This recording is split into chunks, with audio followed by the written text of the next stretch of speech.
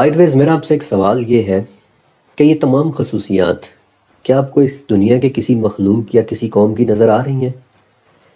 امریکہ سے لے کر جاپان تک اس وقت دنیا میں 223 نیشنلٹیز ہیں، جن میں سے زیادہ تر کو آپ نے ٹی وی میں دیکھ رکھا ہوگا۔ لیکن کیا آپ نے کبھی کسی ایسی نیشنلٹی کو دیکھا ہے کہ جن کے چہرے کتوں کی طرح ہوں، جن کے دانت کتوں کی طرح ہوں، جو صرف اتنا کپڑا پہنتے ہوں کہ اس سے سطر ڈھک جائیں، جن کی جلد کا رنگ سرخ ہو؟ ان تمام سوالوں کا جواب اس آیت کے صرف ایک لفظ میں چھپا ہے، مطلع الشمس کے لفظ میں۔ اور ایک مرتبہ آپ کو اس لفظ کی سمجھ آ گئی تو ذوالقرنین کے دوسرے سفر کی ایک ایک بات پوری طرح سے کھل کر آپ کی سمجھ میں آ جائے گی۔ مطلع الشمس کیا ہوتا ہے؟ کیا ہوتی ہے یہ سورج کے نکلنے کی جگہ؟ سورج کیا ہوتا ہے؟ سورج ایک ستارہ ہے، انفیکٹ ہر ستارہ ایک سورج ہوتا ہے۔ اس بات کو آپ یوں سمجھ لیں کہ ستارے وہ سورج ہیں کہ جو ہم سے بہت دور ہیں، اور سورج وہ ستارہ ہے کہ جو ہم سے بہت قریب ہے۔ ہاں، ایک چھوٹی سی بات میں آپ کو سمجھا دوں۔ میں نے کمنٹس میں کسی کو سوال کرتے دیکھا تھا کہ اگر سورج ایک ستارہ ہے تو اللہ تعالیٰ نے اسے شمس اور باقیوں کو نجوم کیوں کہا ہے؟ شمس اس ستارے کا نام ہے، بالکل ویسے ہی جیسے اللہ تعالیٰ نے سورہ نجم میں ایک ستارے کو الشعراء کا نام بھی دیا ہے۔ شاید آپ کو یاد بھی ہوگا کہ 1 یا 1.5 ماہ پہلے میں نے الشعراء پر ایک ویڈیو بھی بنائی تھی کہ اللہ تعالیٰ نے اس ستارے کا قرآن پاک میں ذکر کیوں کیا ہے۔ بہرحال ٹاپک پر واپس آتے ہیں کہ سورج ایک ستارہ ہے۔ اب آپ کو یاد ہوگا کہ پچھلی قسط کے اندر میں نے بلیک ہول کے متعلق بتایا تھا کہ جہاں پورے کے پورے سورج ڈوب جاتے ہیں، اور یہ کہ ذوالقرنین کا پہلا سفر کسی ایسی جگہ ہوا تھا کہ جہاں کوئی سورج اس کالے کیچڑ، اس کالے افریت میں ڈوب رہا تھا۔ لیکن ہماری کائنات میں کچھ جگہیں ایسی بھی ہوتی ہیں کہ جو کھا جانے کے بجائے پیدا کرتی ہیں، اب چاہے کہ وہ پورے کے پورے سورج ہی کیوں نہ ہو۔ اور ایسی ہی جگہوں میں سے ایک جگہ کا نام ہے نیبیولا، مختلف گیسز کے روشن اور چمکدار بادل، وہ جگہ کہ جہاں سورج اور سورج جیسے لاکھوں دوسرے سورج بھی پیدا ہوتے ہیں، طلوع ہوتے ہیں۔ ایسے ہی کسی نیبیولا میں کبھی ہمارا سورج بھی پیدا ہوا تھا، اور یہ ہوتا ہے مطلع الشمس، وہ جگہ کہ جہاں سورج چمکنا شروع کرتے ہیں۔ اور اللہ تعالیٰ کی اس بے مثال کاریگری کا آغاز ہوتا ہے خلا میں موجود گیس کے بادلوں کے ایک جگہ پر اکٹھا ہو جانے کی وجہ سے۔ میں حیران ہوتا ہوں اللہ تعالیٰ کے اس عظیم معجزے پر کہ کیسے ان نیبیولاز کے اندر ہائیڈروجن، ہیلیم اور دوسری گیسز کے بادل اکٹھے ہوتے ہیں۔ میں حیران ہوتا ہوں کہ کیسے ان بادلوں میں جہنم کی طرح گرم تھرمو نیوکلیئر فیوژن شروع ہوتا ہے کہ جس سے یہ بادل جل اٹھتے ہیں اور ایک سورج پیدا ہو جاتا ہے۔ لیکن اس سورج کی پیدائش کے وقت کچھ باتیں بڑی دلچسپ ہوتی ہیں، اور میں چاہتا ہوں کہ آپ یہ انفارمیشن بہت غور سے سنیں۔ جب کوئی سورج پیدا ہوتا ہے، جب وہ جلنا شروع کرتا ہے، جب وہ چمکنا شروع کرتا ہے، تو اس وقت وہ 1.5 کروڑ ڈگری سینٹی گریڈ پر جل رہا ہوتا ہے۔ اس کے اندر ہر وقت فیوژن کا عمل ہو رہا ہوتا ہے۔ فیوژن ہی سورج کی طاقت کا راز ہوتا ہے، اور اس فیوژن سے ہر وقت بے پناہ انرجی نکل رہی ہوتی ہے۔ اور اسی انرجی میں سے ایک انرجی کا نام ہے ریڈییشن، اور ریڈییشن وہ شے ہے کہ جس میں ذوالقرنین کے دوسرے سفر کا راز پوشیدہ ہے۔ مطلع الشمس کے قریب رہنے والے لوگ اپنے سورج کے بھیانک ریڈییشن کو فیس کر رہے تھے۔ مطلع الشمس کسی نیبیولا کے قریب آباد کوئی سیارہ تھا، ایک ایسا سیارہ جس کے قریب پیدا ہونے والا سورج اسے بھیانک قسم کے ریڈییشن سے بمبارڈ کر رہا تھا، اور یہ وہ کنڈیشن تھی کہ جس سے وہ لوگ بچ نہیں پا رہے تھے۔ اور تھوڑا توجہ سے سنیے گا کیونکہ ابھی یہ بات اور بھی زیادہ دلچسپ ہو جانی ہے۔ ان لوگوں کا سورج وہی کام کر رہا تھا کہ جو تمام سورج کرتے ہیں، حتیٰ کہ ہمارا اپنا سورج بھی ریڈییشن پیدا کرتا ہے، لیکن ہم اس ریڈییشن سے بچ جاتے ہیں۔ اور وہ کیسے؟ میں حیران اس ذات کی کاریگری پر کہ کیسے اس نے ہماری دنیا کے گرد ایک طرح کا کپڑا لپیٹ دیا، ایک پروٹیکٹیو لیئر۔ ایک ایسی لیئر کہ جس کا نام میں نے اور آپ نے، ہم سب نے اپنے بچپن سے سن رکھا ہے، دی اوزون لیئر۔ ہماری یہ لیئر سورج کا 77% ریڈیشن ہم تک پہنچنے سے پہلے ہی اسے روک دیتی ہے۔ اور میں کسی عام ریڈیشن کی بات نہیں کر رہا، بلکہ میں بات کر رہا ہوں الٹرا وائلٹ ریڈیشن کی، کہ جو عام گرمی سے زیادہ گرم ہوتا ہے۔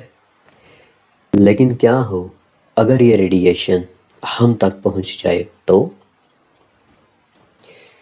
اس وقت ریڈیشن کے اثرات کے متعلق سائنس کا پورا ایک ایریا آف اسٹڈی ہے کہ جسے ریڈیو بائیولوجی کہتے ہیں، یعنی ریڈیشن کے زندگی پر کیا اثرات پڑ سکتے ہیں، اس بات کی اسٹڈی۔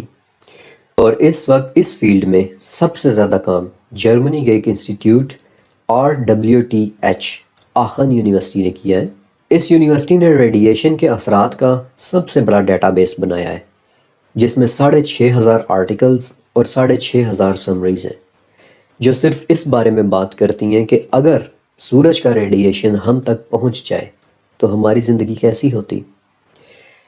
میں اس ڈیٹا بیس کے جتنے آرٹیکلز پڑھ سکتا تھا انہیں پڑھا، اور اب میں آپ کو بتاتا ہوں کہ اگر سورج کا ریڈیشن ہم تک پہنچ جائے تو 3 چیزیں ہوں گی: جینیٹک ڈیمیج، جینیٹک میوٹیشن اور کینسر۔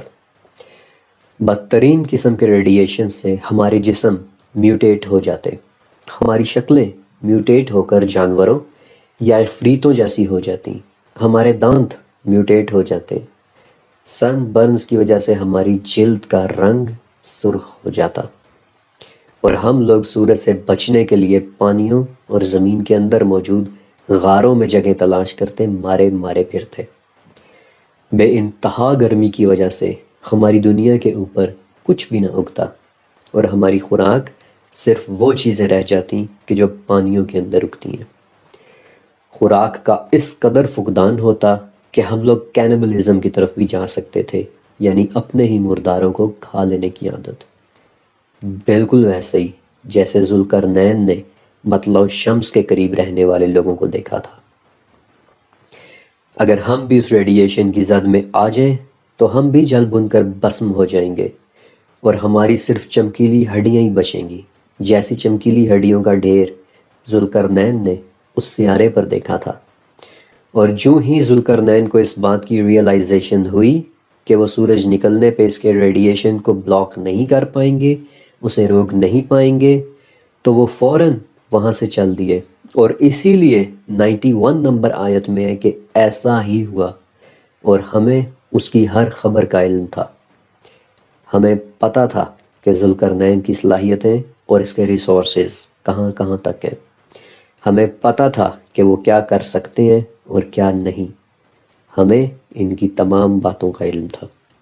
اللہ تعالیٰ نے مجھے ایک بہت پاورفل امیجنیشن سے نوازا ہے، اور آپ کو پتہ ہے کہ جب میں یہ قسط رائٹ کر رہا تھا، اسے لکھ رہا تھا، تو اس کا ایک ایک منظر میری آنکھوں کے سامنے چل رہا تھا کہ کیسے ذوالقرنین ایک بنجر اور ویران قسم کی دنیا میں رات کے وقت اپیئر ہوئے ہوں گے، کہ جہاں وحشی جانوروں اور کتوں جیسی شکل کی کوئی مخلوق گھوم رہی ہوگی، پانیوں سے منہ نکال کر 2 سینگوں والے اس شخص کو اپیئر ہوتے دیکھ رہی ہوگی، اور کیسے جو ہی ذوالقرنین کو اس بات کا احساس ہوا ہوگا کہ سورج نکلنے میں تھوڑا سا وقت ہی باقی بچا ہے اور وہ اس سیارے پر بدترین قسم کا ریڈیشن برسانے والا ہے، تو کیسے انہوں نے فوراً واپس جانے کی تیاری پکڑی ہوگی۔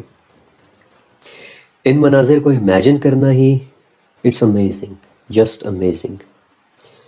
خیر، ٹاپک پر واپس آتے ہیں۔ آپ نے دیکھا کہ کیسے وہ لوگ اپنے نئے نئے پیدا ہوئے سورج، اپنے نئے نئے طلوع ہوئے سورج کے بدترین ریڈیشن کا شکار ہوئے پڑے تھے، اور ایسا کیوں؟ 90 نمبر آیت میں اس کی صاف صاف وجہ بتائی گئی ہے کہ لم نجعل لہم من دونہا سترا، کہ ہم نے سورج اور ان کے درمیان کوئی حفاظت بنائی ہی نہیں تھی۔ ان لوگوں کی دنیا میں اوزون لیئر نام کی کوئی شے ایگزسٹ ہی نہیں کرتی تھی۔ اس پوائنٹ پر میں آپ کے ساتھ کچھ شیئر کرنا چاہتا ہوں۔ اس آیت میں اللہ تعالیٰ نے ایک بہت ہی خاص لفظ استعمال کیا ہے، سترہ۔ اس لفظ کا مطلب آپ ان میں سے کچھ بھی کر سکتے ہیں، بچاؤ، اوٹ، شیلٹر، حفاظت کرنے والی کوئی چیز، لیکن اس لفظ کا ایک بہت ہی خاص مطلب اور بھی ہے۔ اور وہ ہے پردہ۔ ابھی میں نے آپ کو اوزون لیئر کے متعلق بتایا کہ جو سورج کے ریڈیشن سے ہماری حفاظت کرتی ہے، لیکن اوزون کے علاوہ ایک چیز اور بھی ہے کہ جو ہمارے اور اس ریڈیشن کے درمیان ایک طرح کے پردے کا کام کرتی ہے، اور وہ ہے زمین کی میگنیٹک فیلڈ۔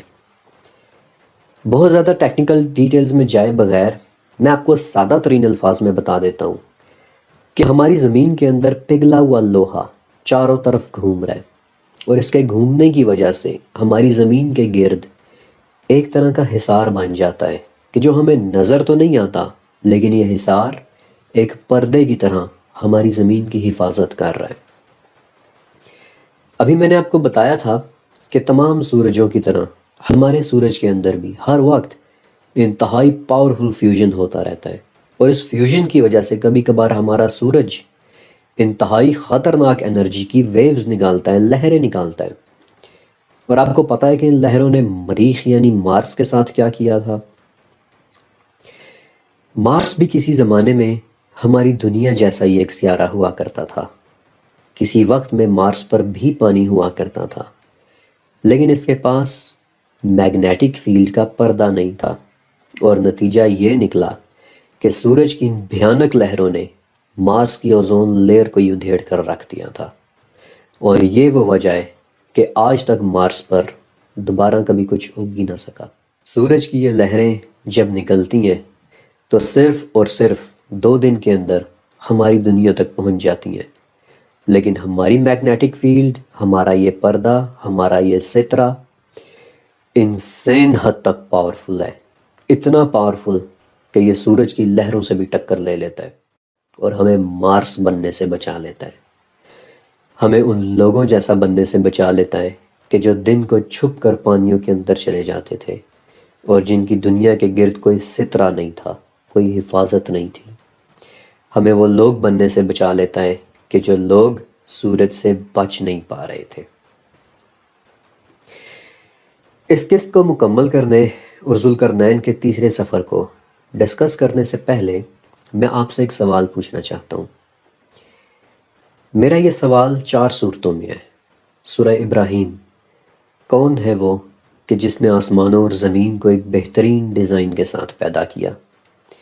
سورہ فاطر، کون ہے وہ کہ جو آسمانوں اور زمین کو تھامے ہوئے ہیں کہ کہیں وہ ٹل نہ جائیں؟ الذاریات، کون ہے وہ کہ جس نے زمین کو رہنے کے قابل بنایا اور کہ جو بہت ہی خوبصورت بنانے والا ہے؟ التغابن، کون ہے وہ کہ جس نے زمین کو انتہائی بیلنس کے ساتھ بنایا اور تمہاری صورتیں بھی بہت اچھی بنائیں، اور تم سب نے واپس اسی کی طرف ہی تو جانا ہے۔ اپنے دل پر ہاتھ رکھ کر اس سوال کا جواب مانگیے گا، اور جو نام آپ کا دل آپ کو بتائے اس نام سے میرے لیے دعا بھی مانگ لیجئے گا۔ امید ہے کہ آپ کو آج کی قسط پسند آئی ہوگی۔ انشاءاللہ اب میں آپ کو لے کر چلنے والا ہوں اس تیسرے سفر پر کہ جہاں ذوالقرنین نے یاجوج ماجوج کی دیوار بنائی تھی، اور وہ دیوار میں اب آپ کو دکھاؤں گا انشاءاللہ اگلی قسط میں۔ اللہ حافظ۔